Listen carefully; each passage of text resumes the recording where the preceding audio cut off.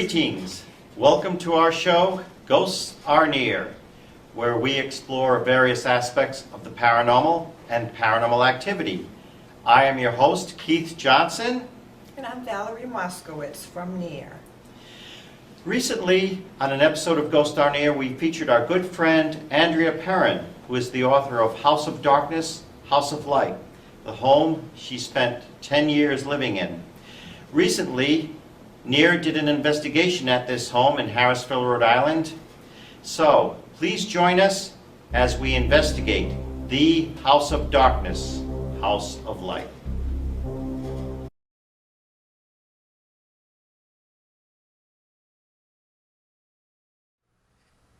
I'll drive you mad with fiery brooms. I'll drive you mad with death and gloom. I'll drive you out, but it will be too late. You'll be dead.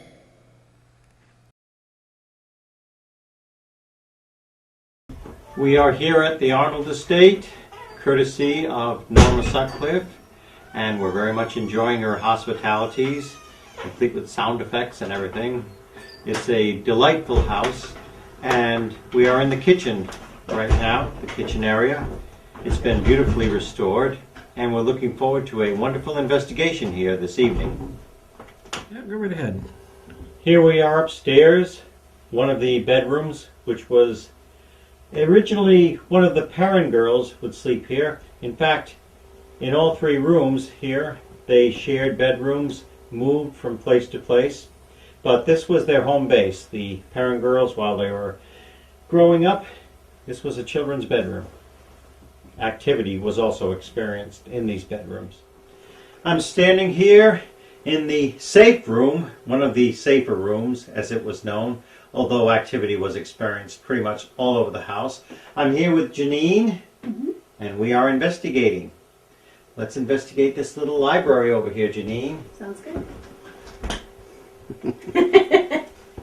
Paranormal That's a Realities. great book. Thank you so much. And it actually does have a chapter about this house, Haunting in Harrisville. Tom D'Agostino's Haunted Rhode Island. It also features a chapter about the Perrin's experience in this house. And of course, Andrea Perrin's House of Darkness, House of Light, the definitive volume about this house and the people who lived here. It covers the 10-year saga of when the Perrin family lived here, and volumes 2 and 3 are soon to come out, we hope. We're looking forward to it. This is a parlor area with the fireplace. Now, some incidents did happen with the Perrin family here. There was the incident where a blue plasma light came down, went across the room. Now, Norma herself has experienced that light in this room. Also, there was the incident of the bleeding orange. Carolyn was cutting an orange. Suddenly, blood began oozing from it, much to her consternation and the shock of her family. Her husband, Roger, thought that she'd cut herself, but she hadn't. It was just coming right from the orange. Also, Carolyn was in here one day. She turned around, looked in the next room, and there seemed to be a kind of time displacement, so to speak.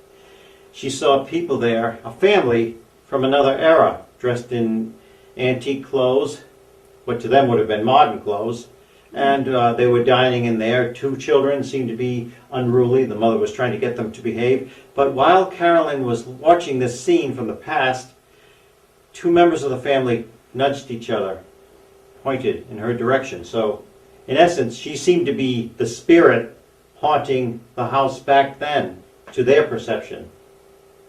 Well, I think our next step should be moving on into that room. Yes, I think we should. Presently, I'm here with David Grist, and in this room, supposedly there was some sort of time slip or time displacement that was witnessed by Carolyn Perrin. What do you think of this room, David? I think it's very interesting. I love the old colonial look, and it's definitely got that. Actually, probably pre-colonial. It's really a gorgeous house. It really is. It is. I'm really fascinated with that time slip thing, though. It's we've heard theories about some people think that we're the ghost and we want them, Exactly. and it seems like that's what they experienced here as well. Let's just hope one doesn't occur right now and we're stuck in that time frame. I hope not. Here we have portrait. The eyes watch you wherever you go in the room, obviously. Yeah, I don't like those things. Okay. Here we are in the library room, Jerry's favorite room to be in. He reads a lot. Mm-hmm. Now, this, of course, was originally the master bedroom when the parents lived here. See, it's been converted. Yeah, and as I recall, when Ghost Hunters were here and John Zaffis was with them, Mm-hmm. he had an experience in the chair as well. Mm-hmm. The one that Norma's husband Jerry has had experiences with, the vibration Yes. of the chair, and John sat in it and had Yes. the same experience. I thought that was interesting. And this is also where, of course, Carolyn Perrin had some very, very disturbing experiences with the spirit form that came in and terrorized her at 5:15 in the morning. So I remember this as the bedroom. I remember it very well. And I'm sure the Perrin family will never forget it either. I think you're right. We are currently in the library of the Arnold estate. This, of course, was originally the master bedroom when Roger and Carolyn Perrin lived here and their daughters. And this is the room that Roger and Carolyn shared. We're going to attempt some communication. Does anyone here have a message for us?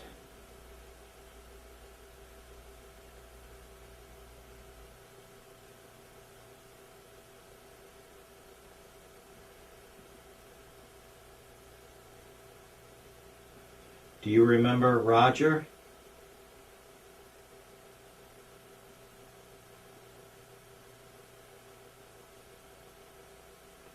If there is anyone here who is unseen, can you please give us an audible sign of your presence?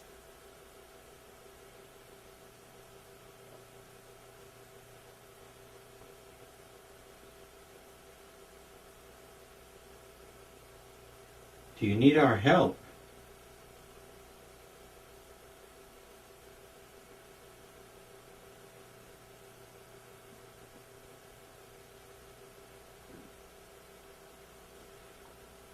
Does the name Bathsheba Sherman mean anything?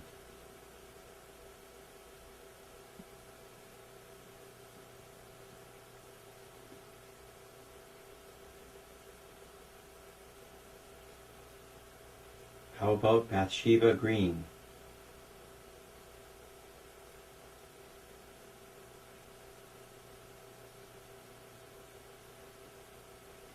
Can you please speak into our electronic devices? We can capture your voice and listen to you later.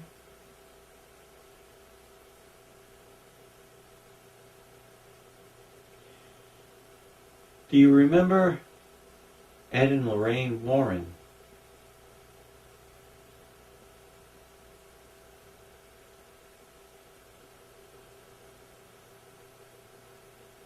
I'm sorry about what Lorraine did.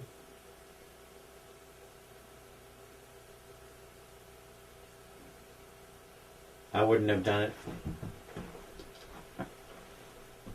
Obviously, Roger very much regrets it too. Do you remember Roger Perrin?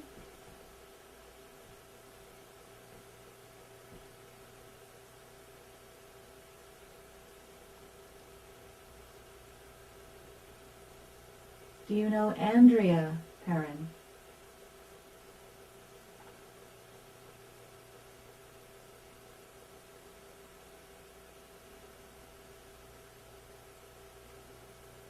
Do you remember when Donna was here?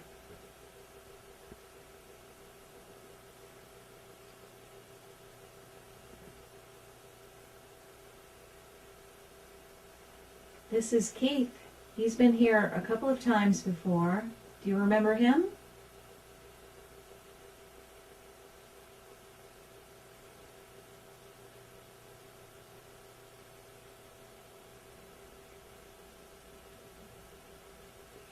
I've heard that Bathsheba was a very attractive woman.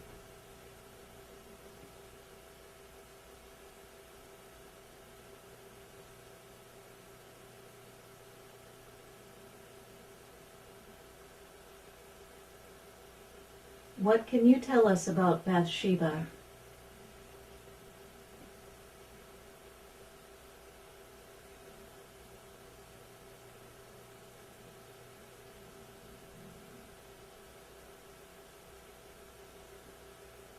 Were you a Christian?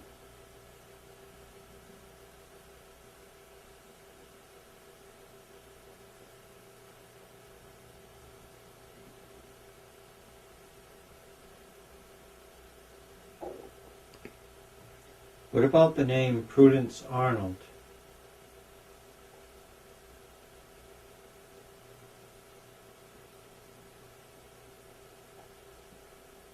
Or William Knowlton?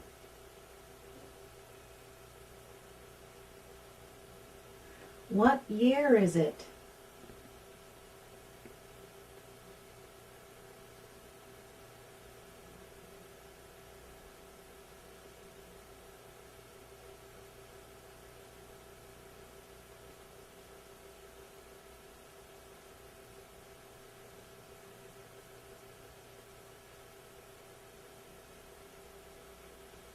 What about Edwin Arnold?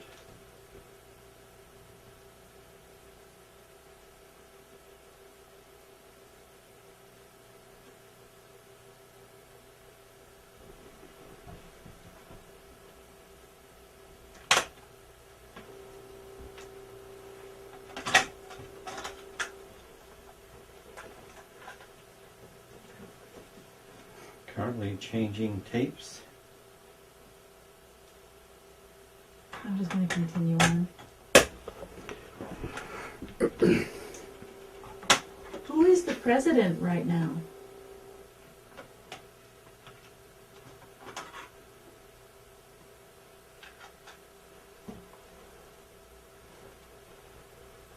Are you connected with any of the children that lived in this house?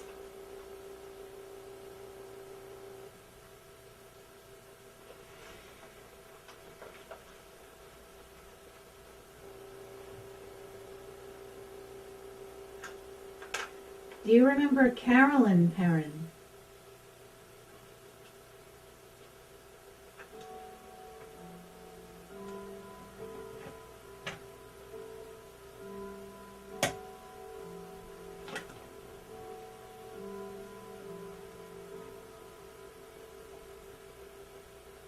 Not an EVP.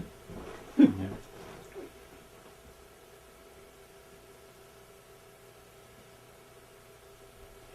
Do you like us being here?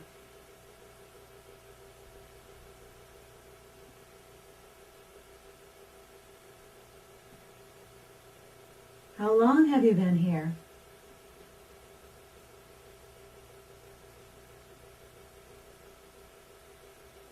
Do you remember the year 1736?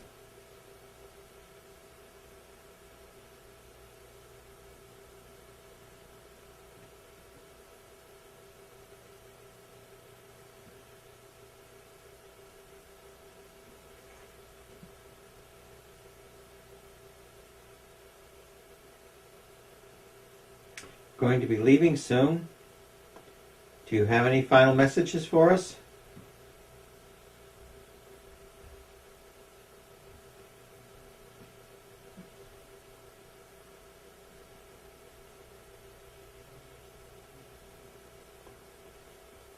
We do wish to thank you for listening.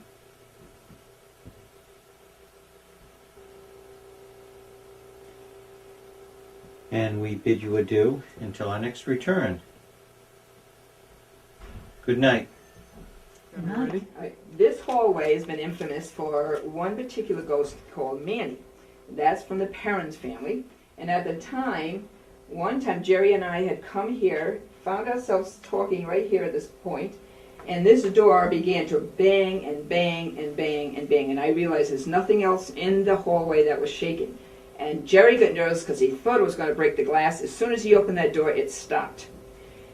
One of the ghosts that's been told is, his name is Manny, and this is where we have heard the footsteps, sounds like a door opening, and footsteps coming through here. That also has been said by the parents, which we discovered after we had had the experience, and 5 of my family members have had the same experience. So this is quite active, this area. Study.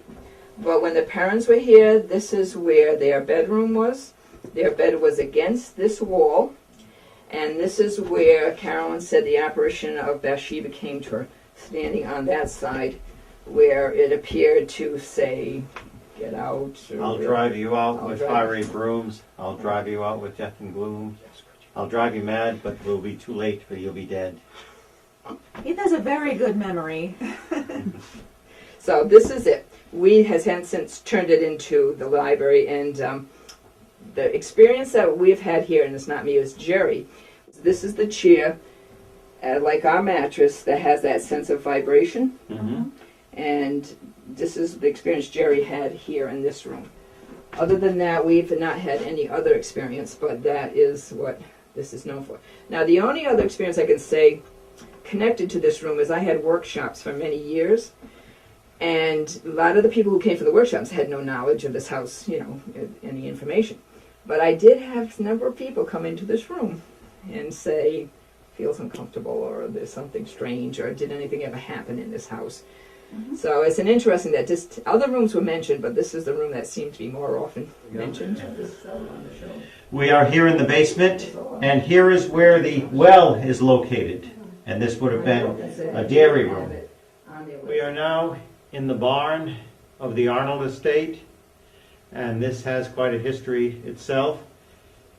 There's a story that a practicing witch hung herself, ended her life in this barn from one of these beams, perhaps this very one here, as an elderly woman.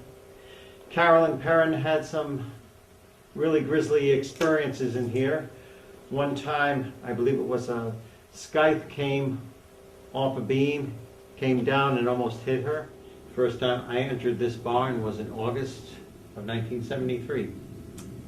Okay, that's when you came originally. The Exactly. parents lived here. Mm-hmm. Did you feel anything in here at the time? Or? At the time I did, yes. Yeah. Very strong feeling in here. Very oppressive feeling emanating in here.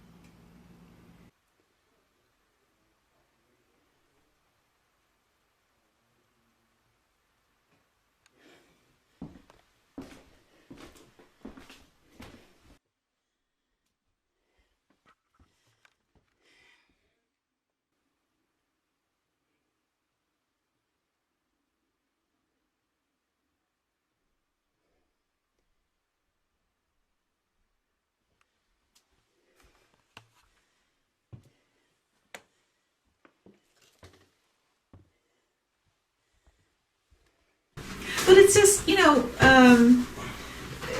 from our experience, there are people who are just ghost magnets. It's wherever they go, doesn't necessarily mean that, have anything to do with the location. Wherever they go, if there's something that could be activated there, it's going to be activated. And I was watching a show the other day, maybe you've seen this, those hauntings of hauntings. Right. And there was one hauntings in Georgia. It was very interesting because they had a ESP guy come in and said that he believed that they weren't really spirits, ghosts, but it was the manifestation of something with very powerful ESP and clairvoyance, that they could see past occurrence and past energy. It was very interesting, his perspective on it. Yeah. Well, look at Amityville, the Amityville house. I mean, that's a perfect example too of people who really activated that place, and now years since, no one's experienced anything there. It's another perfect example. Well, let's see. It's interesting. What like the kids who are sensitive to seeing ghosts more than they tend to grow up with them. I mean, I was always psychic from the time I was 2. I mean, I started knowing and being aware of experiences when they were. But the ghost stuff didn't start. I told Keith I saw a thing one time in New York. That's the only entity I ever saw, I should say. But I was more into the ESP stuff. Yeah. So I was always interested in the subject. I always followed it, Well, they always called it psychic investigation back then anyway, years ago. It wasn't paranormal investigation, it was psychic Yeah, I kind of miss all this. So maybe it's around and I'm just not in the right spot. But years ago when I was in school, the colleges had ESP classes, and you could go and learn to encourage your power. And we had some great courses I would go to. And I shot the heck out of a hypnosis class one time because they wanted to hypnotize. The last class, he says, well, maybe I want to, let's find if we can do something psychic with hypnosis. It was nothing to do with psychic, it was just pure hypnosis. So I volunteered. It was my greatest psychic moment. He goes, so he did his whole thing, go back to sleep, blah, blah, blah, And then he had somebody hand me a ring, so I'm feeling the ring. But the interesting thing, being psychic, I always get pictures in my head. If somebody hands me something. Oh, psychometry, right? But this time I saw nothing. So now this is strange. And I'm actually sitting there. Now my girlfriend, who was also with me, and she's part of this whole thing, she's over there. And I'm like, this is strange. I cannot see anything. This is not me. I see something in me. This is just strange. And I could feel myself straining. And finally it was like somebody took a book and went, with pictures, and they go, and I started to see an island, and I saw a pearl in a shell, and I saw, black faces from the Caribbean. I could see white outfits on a man. I saw a woman with the braids, pushing a cat, and I went, blah, blah, blah, all this stuff. So afterwards, the guy, supposedly took me out of it, and I'm saying, I said, well, that is so bizarre. I have never had that experience, right? So he says to the person who hands the ring and points to the girl, and she's got this smirkish smile on her face, right? And I'm looking at her, I says, and she goes, yeah, that all fits. Okay, let's just quiet ourselves for a moment. In the name of our Creator God, all that is good and holy, we came to this place in peace, with peaceful intent, and we leave in peace, taking nothing unnatural or unholy with us, only that which is angelic, protective, of God, of the light, new birth and creation. Amen. Amen. Amen. Thank you, Keith. You're welcome.